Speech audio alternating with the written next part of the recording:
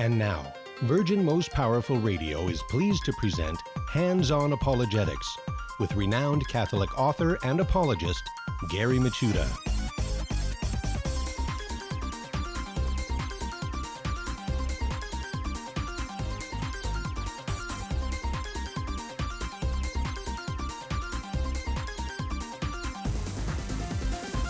And welcome, everybody, Hands-On Apologetics. You have entered into Virgin Most Powerful's Apologetics Dojo. It's great to be with you today.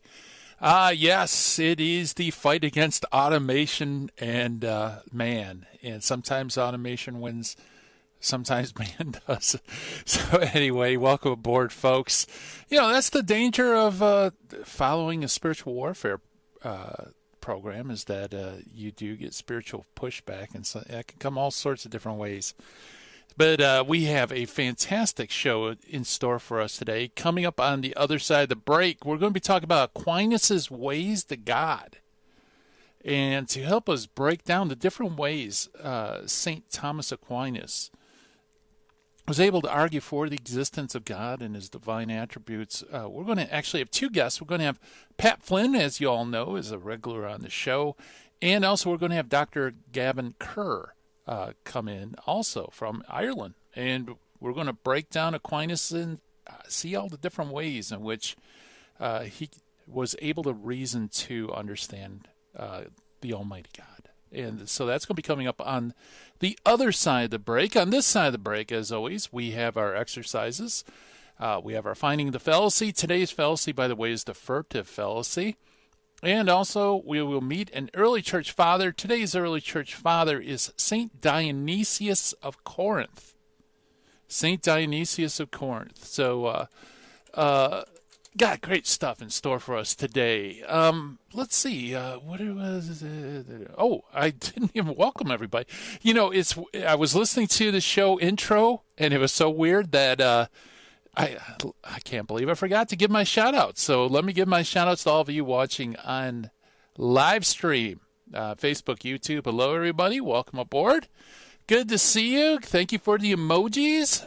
Yes, love it. All right. And also, I want to welcome all of you listening on radio around the United States and also via podcast around the world, which, by the way, you can access either through our handy-dandy phone app, or you can also access us through our flagship website, which is virginmostpowerfulradio.org. And that is a handy website to use, because you could do apologetics in place. You can access all the programs. So maybe some of you might be heading towards lunch. Maybe you're coming back from lunch. Maybe you're heading out to breakfast, for all I know. And you won't be able to catch today's program. But you want to learn about Aquinas' ways to God. You can access it through our website, which is virginmostpowerfulradio.org. Just go up to our shows. Scroll down to Hands-On Apologetics or any of the other great shows, and bam, you have all of our episodes right there. You can share it. You can do all sorts of things with the files. And, of course, you can also access us on Virgin Most Powerful Radio channel on YouTube as well. And, yeah, you can do apologetics in place, and just a click of a button away, you can share some great information. So, let's see. If you want to give us a call, maybe you'll have a question. You can call us at toll-free at 888-526-2151. It's 888-526-2151. Or you can always email me. And this is a lot of fun, because I get to get emails from all over the globe. And the official dojo mailbox address is questions@handsonapologetics.com. Handsonapologetics.com, that goes directly to me, your sensei, and I do answer all the emails. Maybe not very timely, but I do answer them. And so at least I could get partial credit on those. Why don't we jump to Finding the Fallacy? Today's fallacy is a very interesting one. It's called the Furtive Fallacy. Furtive fallacy is an informal fallacy of emphasis, in which the outcomes are asserted to have been caused by the hidden misconduct or wrongdoing of decision makers. This fallacy, as you could probably tell, is fueled by suspicion and a lack of trust. And there's a great quote by Ralph Perry, who observed that facts like sinners, gain something from an unsavory reputation. In other words, it's substituting evidence for suspicion. Okay, so if you already dislike a particular person, place, institution, what have you, you're more inclined emotionally to look with suspicion as to what their possible motives could be for doing or saying or teaching something. So it also, by the way, is kind of a kissing cousin to the motive fallacy. And by the way, this is also, the Furtive fallacy is also one of those bedrock fallacies that is used by conspiracy theorists, okay? Because conspiracy theorists, ultimately substitute this kind of hidden motives or agenda, usually malevolent hidden motives and agendas, to propose certain causal links between things. And folks, you got to fight the temptation to do that, because simply because somebody might have a bad reputation, may have done things in the past, what you really need to look for is causal links, not emotional links. You can't fill in the evidence with emotion. You got to actually have data and connect the dots that way. So beware of this fallacy. In its weakest form, it is an informal fallacy. In its strongest form, it's actually kind of mental illness of paranoia. So very important fallacy, I think, especially for today, the Furtive fallacy. Now, let's jump to the Meet the Early Church Father for today, who is Dionysius of Corinth. The time of the episcopate of St. Dionysius, Bishop of Corinth, has been assigned to a specific date only by the fact that he was a contemporary of Pope St. Soter, who ruled the Roman Church from 166 A.D. to 174 A.D. Eusebius, by the way, mentions several letters that were written by St. Dionysius of Corinth. The most important letter is that to the Pope, namely Pope Soter. And so it's actually so short, I could actually read some excerpts from it for you. So you can hear the entire corpus of, almost the entire corpus of what's been preserved by Eusebius. But it's only, by the way, his letter to Pope Soter is extant only in a few fragments preserved by Eusebius. And he says, Eusebius begins that both Peter and Paul suffered martyrdom at the same time, is affirmed as follows by Dionysius, Bishop of Corinth, to the Romans. You have also, quote, you have also, by your own admonition, brought together the planting that was made by Peter and Paul at Rome and at Corinth. For both of them alike planted in our Corinth and taught us, and both alike, teaching similarly in Italy, suffered martyrdom at the same time. There's also a later quote by Dionysius of Corinth, and this is a very interesting one. He says, quote, today we have kept the Holy Lord's Day, on which we have read your letter, which we shall ever possess to read and to admonish, even as the former one to us through Clement. Now, I love this fragment because what it's referring to is the early church father we spoke about Monday, Pope St. Clement of Rome, and his letter, First Clement, to the Church of Corinth. So what's interesting here is that we have a testimony around the 160s, 170s, that First Clement was being read in the Church of Corinth even to their day. That's how highly esteemed this document was in that church. And also he says that they also read the letter of Pope Soter in the same church. So that lends credence to the authority of the Pope. And it also, by the way, is a sign of why in some areas First Clement was actually included within the New Testament canon. There are some local churches that actually held Clement's letter to the Corinthians in such high esteem. Now remember, Clement was an apostolic father. He rubbed elbows with Saints Peter and Paul. That some churches actually included it within the New Testament canon. And you can see why, because here Dionysius of Corinth says that the letters are being read. First Clement's being read. You have to ask yourself, where is it being read? Well, it's probably being read in the liturgy. maybe as part of a homily or something like that. And so it stands to reason that the letter would probably be incorporated at the end of the New Testament so that preachers could or priests could refer to it easier, if it's right there in the lectionary right after the book of Revelation. And eventually it just became associated with the New Testament. Now, the reason it's not in the canon is because that's only true for certain local churches. It's not true for the universal church.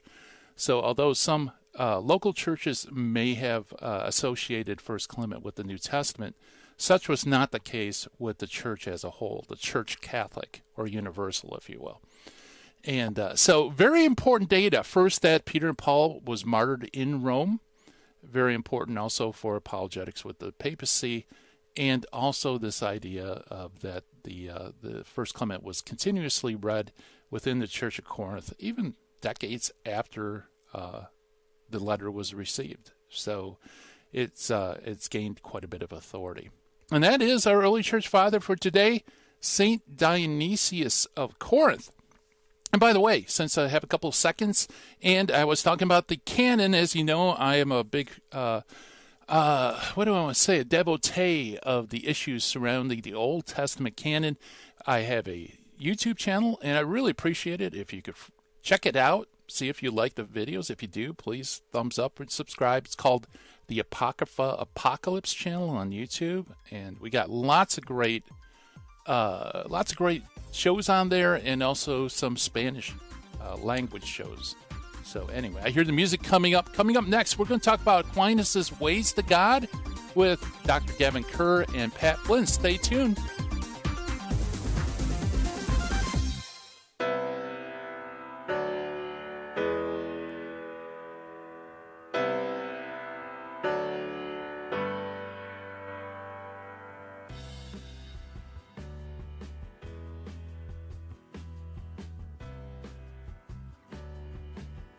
Leviticus 11:44 says, "Consecrate yourselves and be holy, because I am holy."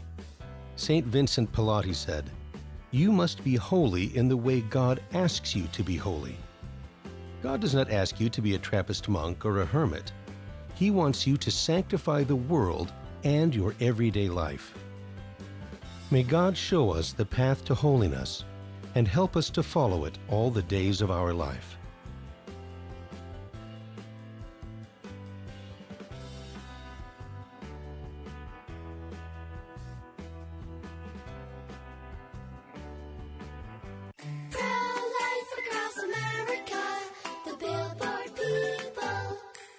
Did you know my mom's gonna have a baby? She is? Will it be a boy? Or will it be a girl? We don't know yet, but we heard the heartbeat and my dad said this is gonna be someone very special. You mean like being a president? Or maybe a doctor? Well, probably maybe like a singer or dancer, I think. Hello, my name is Mary Ann Koharski. I'm the director of Pro-Life Across America. We know that every baby is a miracle and has the potential to do great things. If you know someone who is pregnant or in need of alternatives or assistance, or would like to support the work of Pro-Life Across America, please call 1-800-366-7773 or visit our website at prolifeacrossamerica.org. Pro-Life Across America is non-political and totally educational. Pro-Life Across America, the Billboard people. This is Terry Barber. I want to thank you for your support here at Virgin Most Powerful Radio. Here's an easy way to do it. If you're going to sell or buy a house, call Real Estate for Life, 877-543-3871, because they're going to get you a Christ-centered agent to purchase your home or to sell your home. And at the close of escrow, a portion of his commission goes right back to Virgin Most Powerful Radio. Call 877-543-3871. Thank you so much for your support. Now, back to Hands-On Apologetics with Gary Machuda. If you'd like to join the conversation, call 888-526-2151. Here's Gary. And welcome back, everybody, to Hands-On Apologetics. Does God exist? Can we know that God exists? Well, St. Thomas Aquinas believed he could. In fact, he gave a number of ways in which you could learn about God's existence and his divine attributes. And we have here with us today two gentlemen that I think is going to be a very interesting discussion on this topic. First, we have Pat Flynn, our good friend. He covers everything on his channel, from fitness to mental health to business to writing, philosophy, theology. You can get tools to outperform, outsmart, outmaneuver the pack. He is a expoundant of the theory of generalism, a theory applicable to each and every one of us. And also, we have with us Dr. Gavin Kerr. Dr. Kerr teaches philosophy at St. Patrick's College, Maynooth, Ireland. He is a specialist in the thought of St. Thomas Aquinas, having published 2 books with Oxford University Press and numerous articles. He works more generally in the major branches of philosophy. He is married. He's a father of 3. His greatest achievement, and also a Third Order Dominican. And gentlemen, welcome to Hands On Apologetics. Thank you. Thanks very much. Yes, it's here, Gavin. Yeah, you're a little low there, Pat. Can you hear us? I can hear you. Am I coming through okay? How's that sound? Yes. Okay, perfect now. All right. Hey, that was a lot easier than I thought it would be. Yeah, not too bad. And I think a roundtable discussion on this topic is just what we need. So thanks for having us on, Gary. Okay. Yes, thank you. Yeah, absolutely. Well, the honor is ours. Because you, Pat, you are the man when it comes to philosophical thought. You yourself being a convert from atheism. Maybe you can kind of start us off and explain what importance is there to St. Thomas Aquinas and arguments for God's existence. Yeah, sure, gladly. Well, I really have to give a significant nod to Gavin and thinkers in the Thomistic tradition, because it was precisely because of the general Thomistic project, metaphysically, which really just entails the existence of God, of trying to just understand reality, in its most basic structure, that gradually moved me out of skepticism and atheism to becoming a theist. And the beauty of Thomism, and as Gavin will expand here in just a couple minutes, is that it is so systematic and it's so unified. There's almost a ring of truth through the element of beauty to it that really struck me very profoundly. And I also have to give another nod to Gavin specifically, because his work greatly influenced me. As you mentioned in the introduction, he's got a number of academic books out on this topic, a number of peer-reviewed journals. So, whatever I have to say, it's mostly derivative of stuff that Gavin has already said. So that's my opening remark. Very good. Now, Dr. Kerr, what interested you? You wrote 2 books on Thomas Aquinas. I assume OUP would be Oxford University Press. What interested you in writing these books? Yeah, well, that was a bit of an accident, of history on my part. My doctoral work, it was on Aquinas, but it was on Aquinas and Immanuel Kant, and my interest was really on the theory of knowledge, mind and world. But I had always explored this argument from one of Aquinas's early works, the De Ente et Essentia, which he wrote in his early 30s, actually, as a bit of a textbook for his fellow Dominicans in Paris who couldn't understand metaphysics. He wrote this little work, which, several centuries later, we're still reading today, in his early 30s. I'm in my late 30s now, so, it just cuts me up. But I was always interested in this, and there was a demonstration of God's existence in it, which really resonated with me. And I thought it was so much easier to understand than the traditional 5 ways of his later Summa Theologiae. So I wrote an article on it, and the article got published. And then I thought, I should maybe try to write a book on this. And then a couple of years later, I wrote a book and sent it off, not thinking anything would happen. And Brian Davies read it for me, and he thought that I should submit it to OUP, and he connected me with an editor there, and it got published with Oxford University Press, and people seemed to like it, and so I kept writing on this sort of stuff, and here we are today. Myself personally, I've always kind of, from a young age, just wanted to become a saint, and I've always just been in love with God and Christ and all the rest. I never had, a sort of a reversion or a big conversion or anything like that. Just your normal, boring cradle Catholic. So the exploration of, philosophical theology and the thought of Thomas Aquinas was just a deepening of that desire, to get close to God. So I suppose that the main interest comes out of that desire to become a saint, to get to know more and more of the God that I've fallen in love with. Yeah, absolutely. Yeah, Pat, one of these days, I'd love to have both of you on, and I'd love to talk about the relationship between the will and the intellect, and how growing in holiness, feeds the intellect, and how the intellect can feed holiness. But we'll table that for now because we have a lot on the table. So you mentioned Diantia, right? Which, by the way, is not part of the five ways in the Summa Theologica, the five ways of Aquinas. Was that written before or after the Summa? Yeah, so the Summa was written towards the end of St. Thomas's life, round about the mid 1260s. Thomas wrote the De Ente et Essentia when he was in his early 30s. So you're talking almost, a decade before he even started writing the Summa. He wrote the De Ente et Essentia, and he wrote this proof for God's existence into it. The five ways, they come much later in his career, towards the end of his career.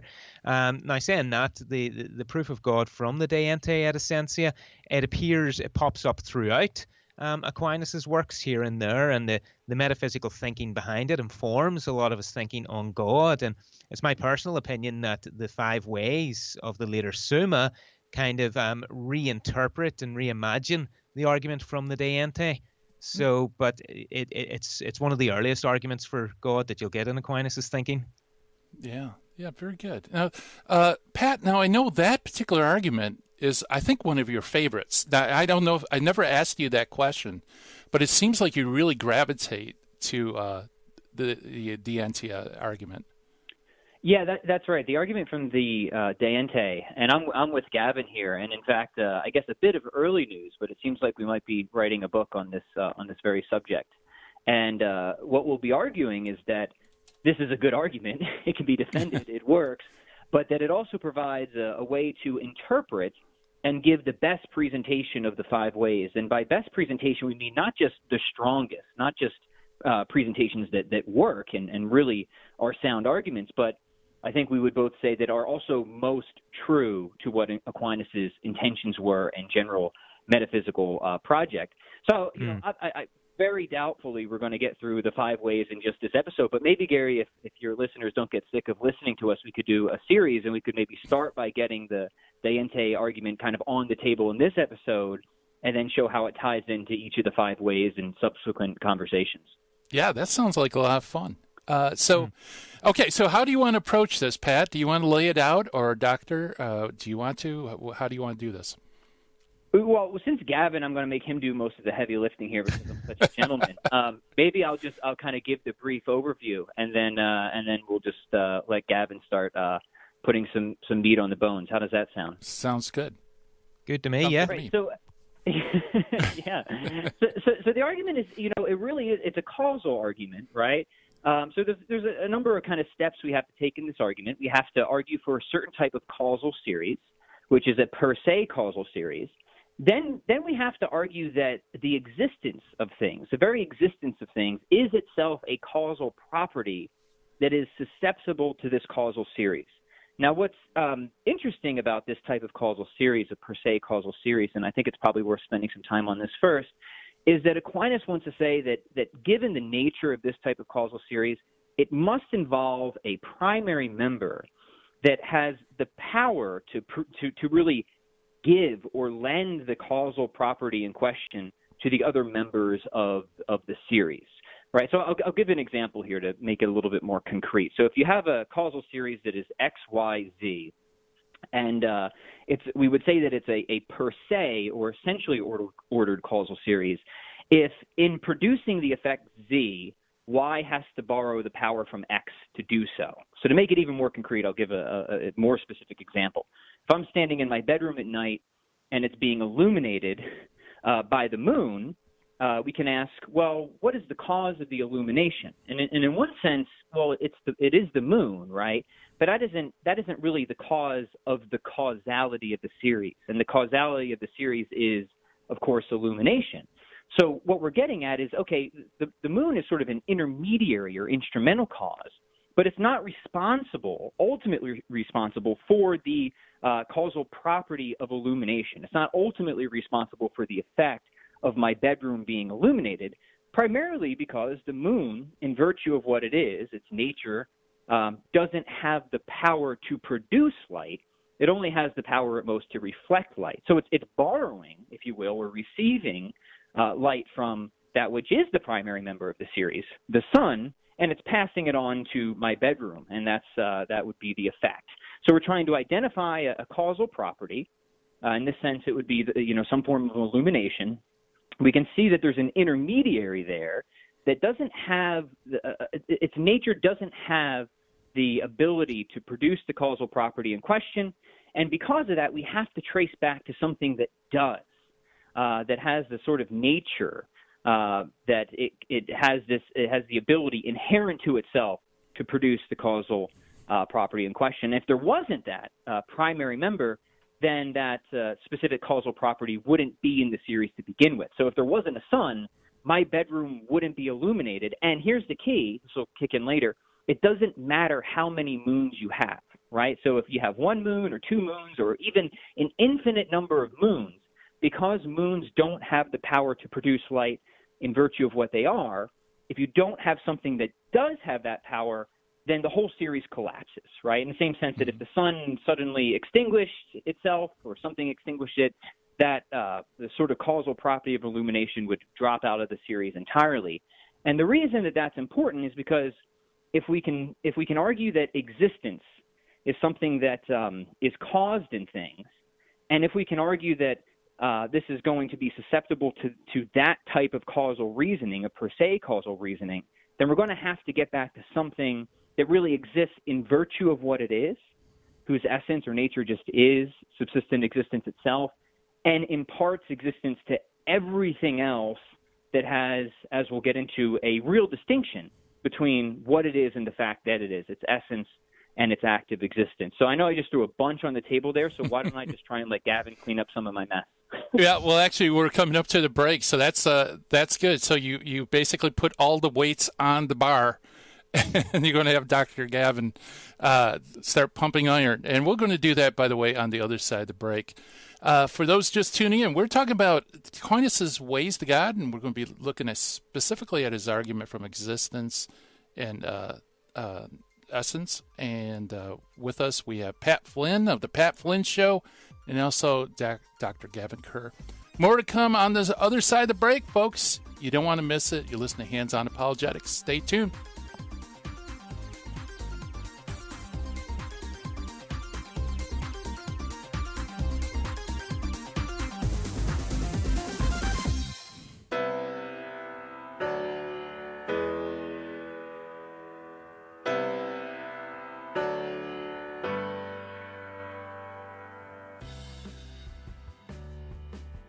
A great man once said that evil is powerless if the good are unafraid. But you and I have a rendezvous with destiny. We'll preserve for our children this, the last best hope of man on earth, or we'll sentence them to take the last step into 1,000 years of darkness. We're at war with the most dangerous enemy that has ever faced mankind in his long climb from the swamp to the stars. And it's been said if we lose this war, and in so doing lose this great way of freedom of ours, history will report with the greatest astonishment that those that had the most to lose did the least to prevent it from happening. Well, I think it's high time now that we ask ourselves if we still even know the freedoms that were intended for us by our founding fathers. Every generation of Americans needs to know that freedom exists, not to do what you like, but having the right to do what you ought. You weren't made to fit in, my brothers and sisters. You are born to stand out. Set yourself apart from this corrupt generation. Be saints. God bless you.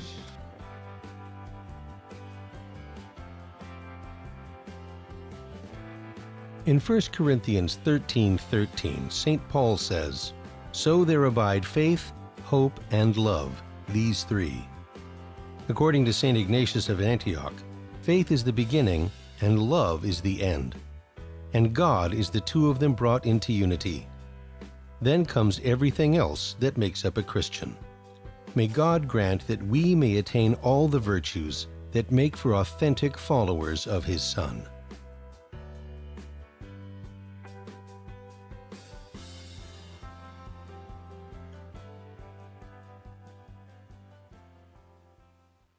Buying or selling your home or your business property? This is Terry Barber. Real Estate for Life underwrites the Terry and Jesse Show. And they can connect you to one of 900 pro-life real estate agents around the world. And when they receive their referral fee, they will give 80% of it to a pro-life organization. Wow! That's 80%! realestateforlife.org, 877-LIFE-US1. This is Jesse Romero. You're listening to Hands-On Apologetics with Gary Machuda on Virgin Most Powerful Radio. And welcome back, everybody. Hands-On Apologetics. We are chatting with Pat Flynn and Dr. Gavin Kerr about Aquinas' ways to God, specifically his argument from existence and essence. And Pat, yeah, so you loaded up the bar. So this will be easy for Dr. Kerr. Actually, where would you start, Dr. Kerr, if you were explaining this to someone who has minimal philosophical, background? How would you explain this argument? Yeah, I would more or less explain it the way Pat explained it there. I would begin by accounting for that specific kind of causal series that Pat articulated, the per se causal series. Now, the example that I usually give is the mind moving the hand to move the stick to move the stone. But I'm very pleased that Pat used the example of the sun, because this idea that all creatures are related to God as cause in the way that all things on earth are related to the sun through being illuminated is one which was very close to Aquinas, and it was part of the sort of Platonic and Neoplatonic influences that Thomas had. And it's also just a very kind of, picturesque way of thinking of things that a lot of people can really grasp very, very quickly and very easily. So it's quite useful. So I'm very pleased that Pat used that example, but it would be more or less in the same way that Pat approached it would be the way I approached it. So would you like me to kind of flesh it out and talk a wee bit more about it? Yeah, well, I mean, ultimately, it comes down to the distinction between existence and essence. And yes. Is existence one of those things that could be passed on like sunlight, passed on to the moon, to the bedroom? Yeah, this is it. So, I mean, Thomas in the De Ente, in chapter 4 of the De Ente, he makes this famous distinction between essence. So we see things all around us, and they have what are called essences. It's what it is to be, or in Thomas's technical language, a quiddity, a whatness. So I'm a human. I'm a rational animal. My cat is a feline animal. My dog is a canine animal. Lots of different things have essences. But just because you have an essence doesn't mean you exist, because, Pegasus doesn't exist. Unicorns don't exist. Gandalf doesn't exist. Okay, so, and we can talk about the essence of those things. Lord of the Rings fans can say what Gandalf is. He's, one of the Maiar, the Grey Wizard, came into the West to, and all the rest, everything, all the Tolkien fans know what that's about. So we can talk about the essences of things which don't exist, and we can also talk about the essences of things which do exist. So essence and existence aren't distinct for Thomas, and he offers some very technical arguments for that. But the best way to think about how essence and existence relate to each other in Thomas's thinking is to use that sort of example that Pat used by means of illumination. Because just later in the De Ente, he talks about existence being present in things the way the atmosphere is illuminated by the light of the sun. Essences wouldn't exist. Things which have essences, they wouldn't exist unless they are, in a sense, illuminated by existence, by what Thomas calls esse, which is just the Latin for to be, which is sometimes translated as the act of existence. So things wouldn't be unless they had this act of existence, and it is distinct from their essences. They merely participate in it in the way that, say, things on earth participate in the light of the sun. And that's what sort of kickstarts Thomas off on this sort of causal reasoning about God's existence, because he asks, if things have existence, well, where do they get it from? Okay, I mean, we don't have it essentially. We don't have it in virtue of what we are. So we can't, we can't give existence to ourselves. There's other sorts of features that we do have essentially in virtue of what we are. The one example Thomas gives is the ability to laugh. I'm able to laugh because, I'm rational and I find things funny. So given the sort of thing that I am, a rational animal, I am able to laugh. That's, characteristic of me that I have in virtue of what I am. but I don't have existence in that way, because existence isn't any part of my essence. It doesn't just emerge from my essence. Rather, it is what makes my essence to be something real in the world, as opposed to, say, a T-Rex or, any other sort of dinosaur. It doesn't have existence, so it's not in the world. So existence is derived from some sort of extrinsic principle. And then Thomas just considers, okay, right, well, what's that extrinsic principle like? And that's where we get into that sort of causal reasoning that Pat outlined. Because Thomas holds, well, there's a kind of causal series, and he calls it a per se ordered causal series, where you have the members of the series and they don't possess the causal reality of the series in virtue of what they are in themselves. So they've got causality, they have existence or motion or whatever, causality you're thinking of. They have the causality, but they don't have it essentially. And if they don't have it essentially, well, we need something which causes that causality in them. Now, unless we have some sort of cause which does possess the causality essentially, then the causality that all those other things have non-essentially is unexplained. There's nothing which causes it.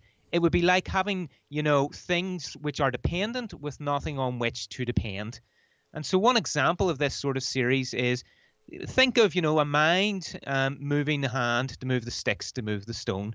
So you go to the golf course, you're the mental agent. You move your hands to swing the club to move the golf ball.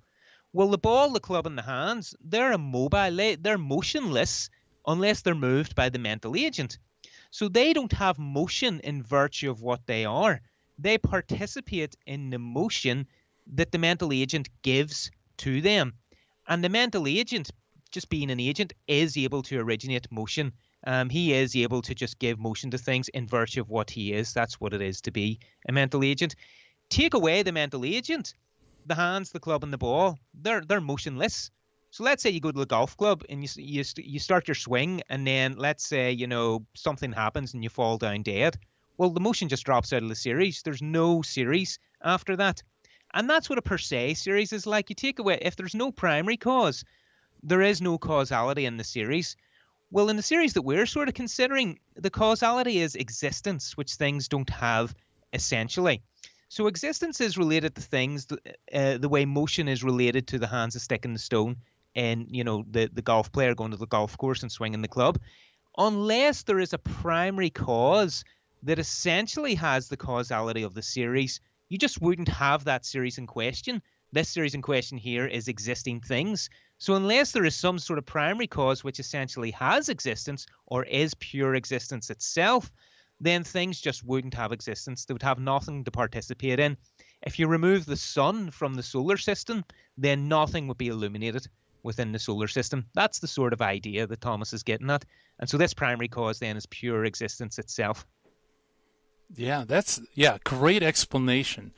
So in a way, Patrick's analogy of the sun illuminating the moon, which illuminated the bedroom. If the sun's gone, of course, the illumination's gone. But if you're talking about existence, if that being that is both, has as its nature existence itself, if that's not in the series, then there's nothing else. There's no second, third, or fourth. There's no moon. Exactly. There's no bedroom. Yeah. Exactly. So the fact that things exist kind of points to the fact that there must be this kind of being. That's very good. Exactly. Yeah. Yeah. Because without it, there's nothing. Yeah.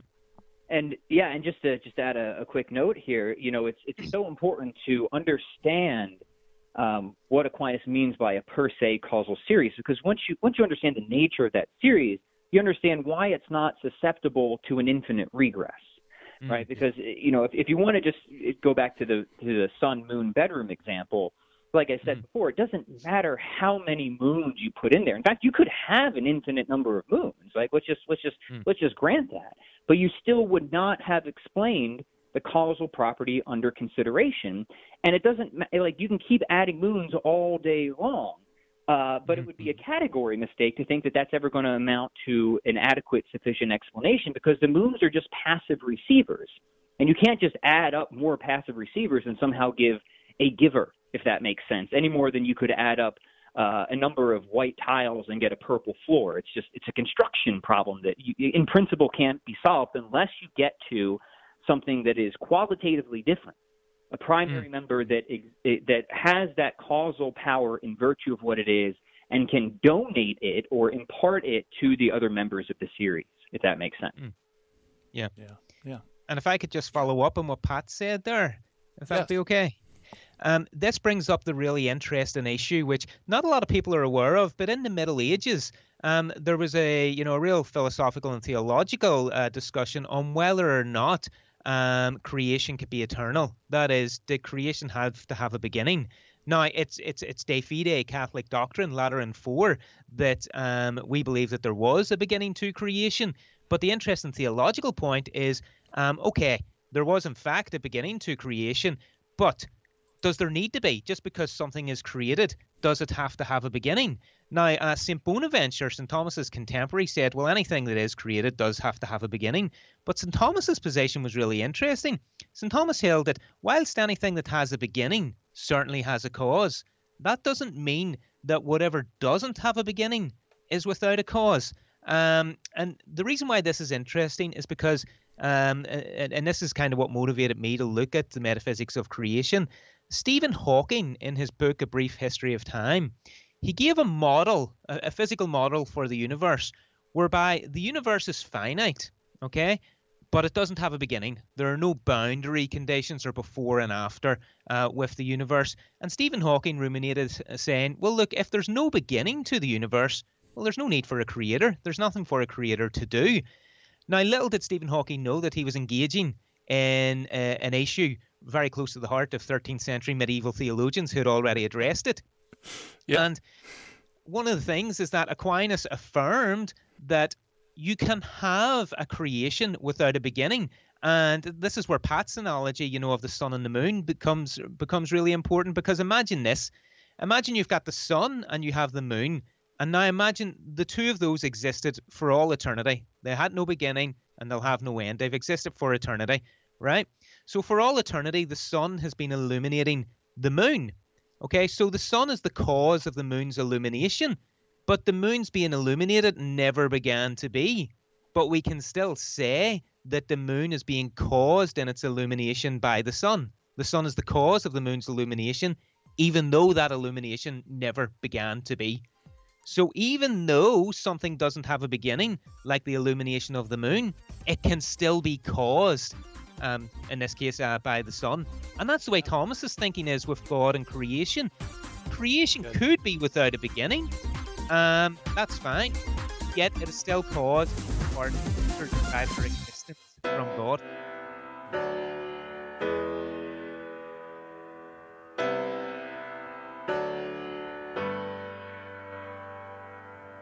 Welcome, Daniel. You're on the line. What's on your mind, brother? Hi, I just wanted to share a testimony about Virgin Most Powerful Radio. I had a buddy at work who, he's a lukewarm Catholic guy, and I wanted him to start listening to the Terry and Jesse show, so I kept telling him to download the app, and he kept putting me off. So one day, I grabbed his phone and I downloaded the app for him. I went on vacation, and I kept telling him to listen to it. He was kind of put me off. I came back from vacation. He comes to my cubicle, and he says to me, hey, man, I've been listening to Terry and Jesse's show, and it's great. And it's made a big impact in his life. The guy, he's going to weekly adoration a couple times a week. He goes to the Mass in the morning. He's an on-fire Catholic, and he promotes the Terry and Jesse show on the Virgin Most Powerful Radio. Daniel, what a testimony. And I want to encourage our listeners to get those cards by going to virginmostpowerfulradio.org and do what Daniel's doing. Go out and spread the faith by inviting people to listen to Virgin Most Powerful. Daniel, thanks for your testimony, brother. God love you. You're welcome.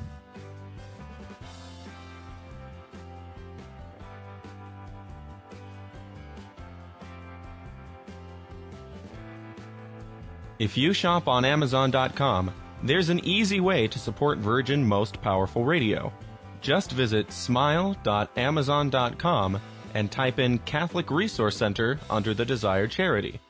Now, when you log into your Amazon account and purchase products, a portion of it will automatically go to support Virgin Most Powerful Radio at no cost to you.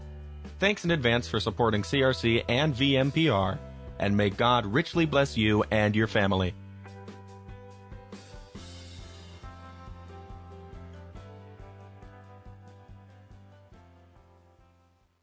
Buying or selling your home or your business property? This is Terry Barber. Real Estate for Life underwrites the Terry and Jesse Show.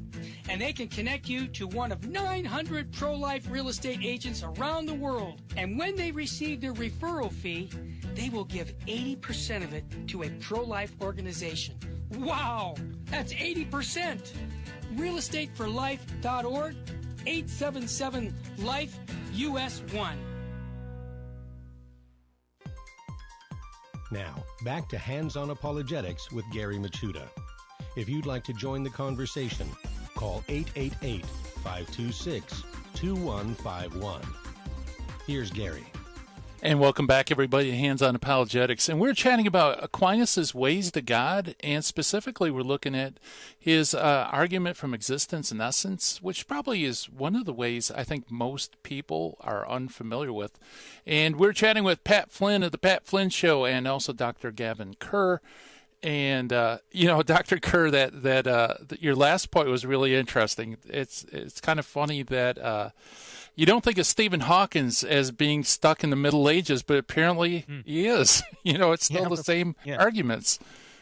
Exactly. And they haven't changed in the centuries. And I think that's because they're based on philosophical principles. And these philosophical principles have been with us since Plato and Aristotle, and they're being refined and clarified by big thinkers. But the movements and developments in science, they happen independently of these philosophical issues, because the philosophical issues concern the very being of things, the being of beings, as Heidegger would call it, whereas science is concerned, it takes that for granted, and picks out issues with regard to actual beings, but doesn't really look at their very being, and that's what the philosophers do. And so Stephen Hawking can contribute to these discussions, but he doesn't have that philosophical background, so he gets caught up in issues which have already been debated and discussed since way long before his time.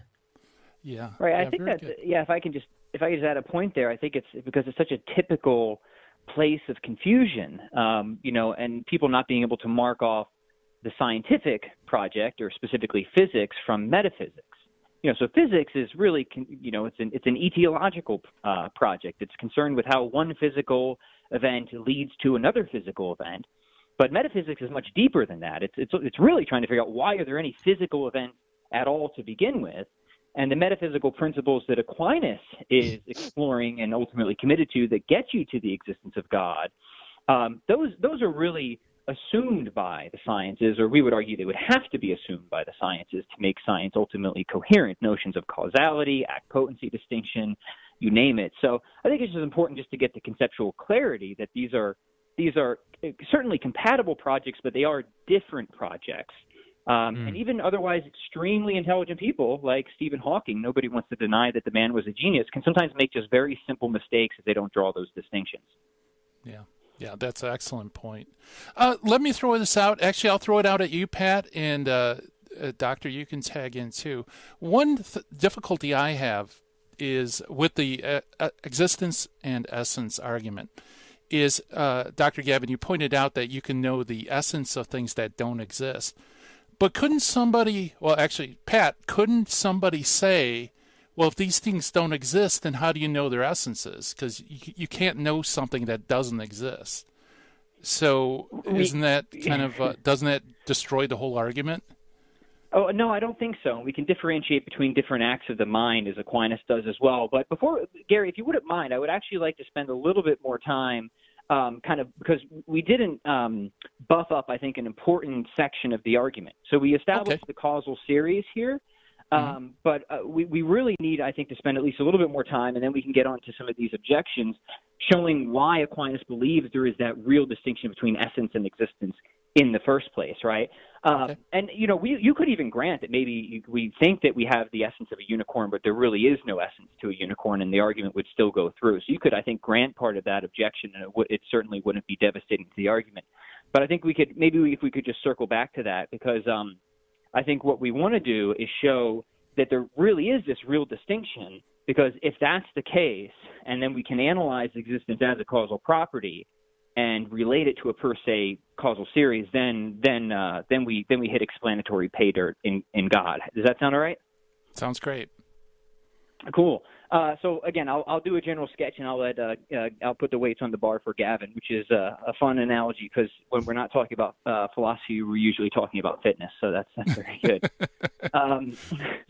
So all right, three quick reasons to support the real distinction. Right. One is a sort of knowledge argument, and Gary, this is what you're hinting at, right? Like, it seems like, well, let's do this. Like, we can imagine some overly sheltered person who's lived in a cave their whole life. They've never gone out and experienced the world, and we describe to them the essence of a unicorn, assuming that there is a such thing as unicorn essence, a pterodactyl, and a lion, right? And we can ask them, okay, now given the essential description of these creatures, which one exists now, which one has never existed, and which one did exist but is currently extinct? And immediately most people are going to realize that you wouldn't be able to know, right, just from their essential description. You would have to go out and have a look. Now, one quick objection to this is maybe it's a little too quick because we don't have a full grasp of something's essence, right? And if we did, then maybe we would know whether it's included in reality or not. And I would just say a few quick things here, and then I'll kick it over to Gavin. The first is that there's certain relevant differences that we can kind of put on the table, right? Is if I judge, for example, that a lion is a type of cat, but I don't know anything else about it, I have an incomplete grasp of the lion, but I haven't misconceived what the lion is. Now, if on the other hand I think a lion is a type of fish, I have misconceived what the lion is. It's not just an incomplete grasp, but I've really misconceived the essence of a lion in some deep fundamental way. However, if I say that a lion doesn't exist, I haven't really got anything wrong about its essence, or so it seems, right? Especially since lions very well could go extinct. I mean, they could just be wiped out of existence, and I wouldn't still have misconceived what a lion is. Furthermore, if I know something about the lion's essence, that it's a type of cat, then I know something about any lion that has existed, exists now, or will exist in the future. But just because I know that a lion exists right now, that doesn't mean that I know that lions have always existed or will exist in the future, which shows there's something very much different, relevantly different, about a lion's active existence that seems to make it really distinct from what it is. So that's sometimes called the knowledge argument, but maybe I'll kick it over to Gavin to get some of his further thoughts on that. Okay. Yeah. So thank you, Pat. That was a really good presentation of that. If I may address, sort of Gary's point about how can you know the essence of a thing which doesn't exist? How can you even say the essence of a thing which doesn't exist? If it doesn't exist, surely it's nothing. And how does it have an essence? Because we talk about the essence of a unicorn or a phoenix or whatever, and say, show me the unicorn or show me the phoenix or whatever like that. And this is a real interesting issue, and it's something which actually resonates with my doctoral work, which was on the issues of mind and world and how you can entertain thoughts and know essences and the essences of things. And what it boils down to is the fact that to be intelligent means to be able to entertain the form or the essence of a thing without becoming that thing. That's what it means to be intelligent. So let's say, if I have the thought of a chair or a door or a house or something like that, I possess the form or the essence of that chair, door, or house without actually becoming a chair or a door or a house. This is called intentionality.